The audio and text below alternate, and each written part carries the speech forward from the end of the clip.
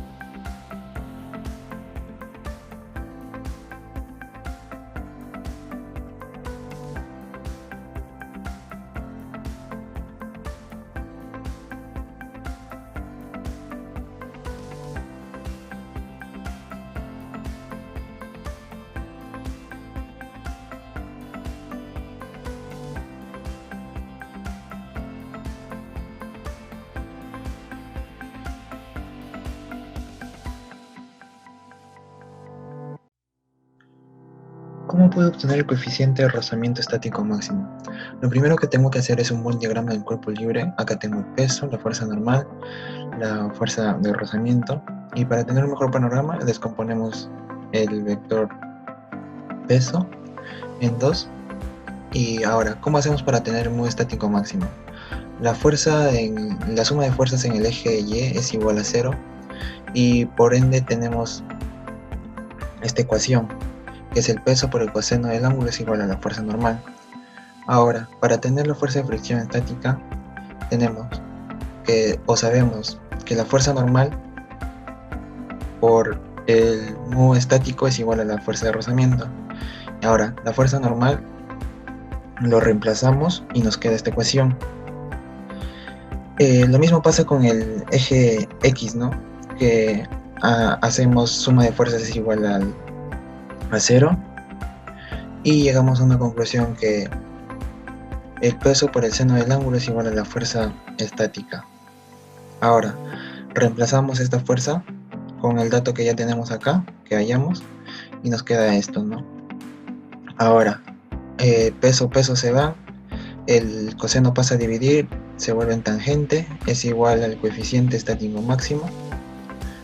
Y por otra parte, ¿cuántas veces se debería medir? Se debería medir las veces que sean necesarias para tener un mejor panorama.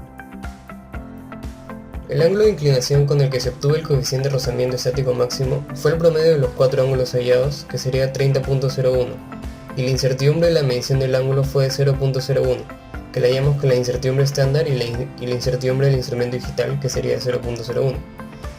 Y al costado hallamos el coeficiente de rozamiento estático pero con los lados, que sería 0.622 más menos 0.005. ¿Cómo puedo obtener el coeficiente cinético, de rozamiento cinético?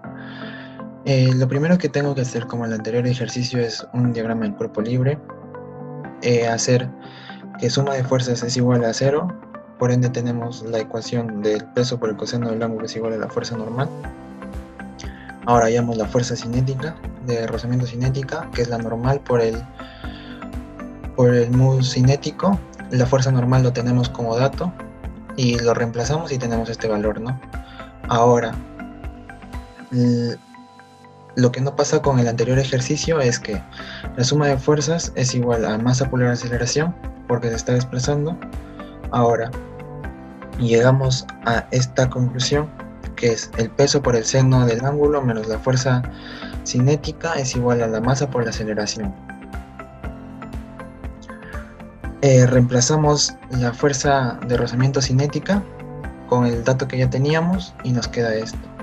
Ahora despejamos el mu cinético y nos daría este resultado, ¿no? Que es el peso por el seno del ángulo menos la masa por la aceleración entre el peso por el coseno del ángulo. Pero ahora, ¿cómo hallamos la aceleración con elementos caseros, ¿no? Es algo imposible. Entonces lo que decidimos hacer es calcular. Tenemos una variable que podemos calcular, que es el tiempo, la distancia, y con eso que parte del reposo a la velocidad, y con eso podríamos hallar una aceleración, ¿no? Con la fórmula distancia es igual a velocidad inicial por tiempo más un medio aceleración tiempo al cuadrado. Distancia lo tenemos, velocidad inicial igual a 0 se va con el tiempo, tenemos el tiempo que lo hallamos y nos da este resultado, ¿no? Que la aceleración es igual a 2d sobre tiempo al cuadrado. Ahora, reemplazando la aceleración que tuvimos acá en la ecuación anterior, nos quedaría este resultado, ¿no? Que el peso por el seno del ángulo menos la masa por 2 por la distancia entre el tiempo al cuadrado es igual al peso por el coseno del ángulo, ¿no? ¿Y cuántas veces se deberían medir? Igual que el anterior ejercicio, se deberían medir las veces que sean necesarias para tener un mejor panorama, ¿no? Elegiría las medidas digitales ya que tienen un menor margen de error, y lo que no pasa con las medidas analógicas, que tienen un margen de error muy amplio, muy grande. En general, las medidas digitales tienen mayor precisión.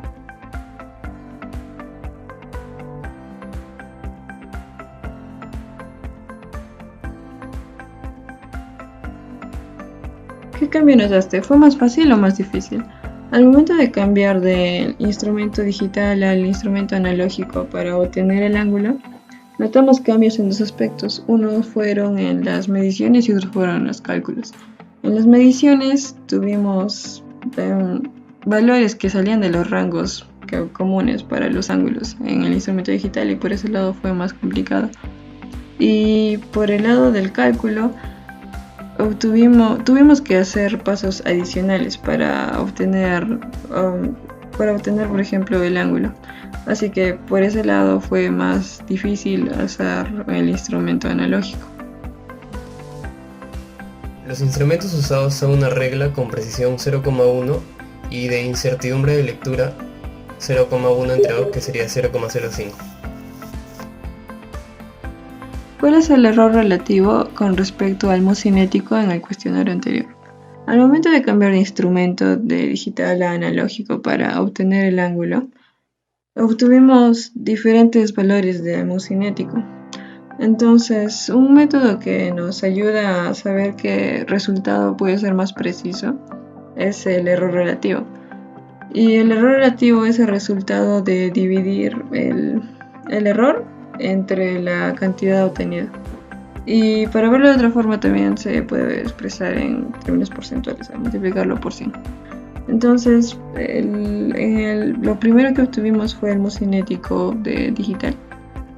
Y en el segundo experimento lo que hicimos fue cambiar a un instrumento analógico en el cual hallamos relados, y luego aquí con esta fórmula que se explica en el video hallamos después el mu cinético para este instrumento analógico.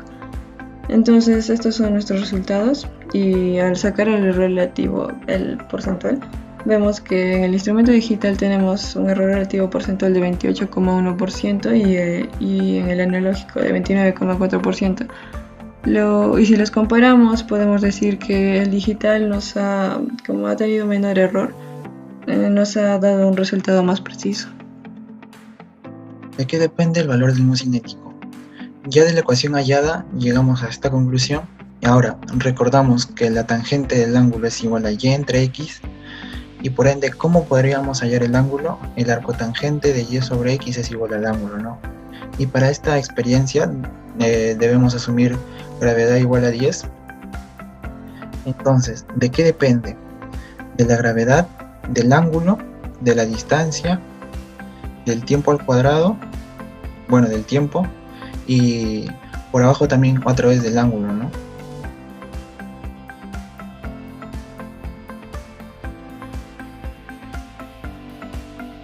La fricción siempre realiza trabajo negativo. Los tres ejemplos serían: la persona al momento de caminar realiza un trabajo positivo, la fricción. Acá la llanta al momento de girar para realizar un trabajo de fricción, y un ejemplo clásico, ¿no? Que es un bloque sobre el otro, que eh, la fricción realiza un trabajo también positivo, ¿no?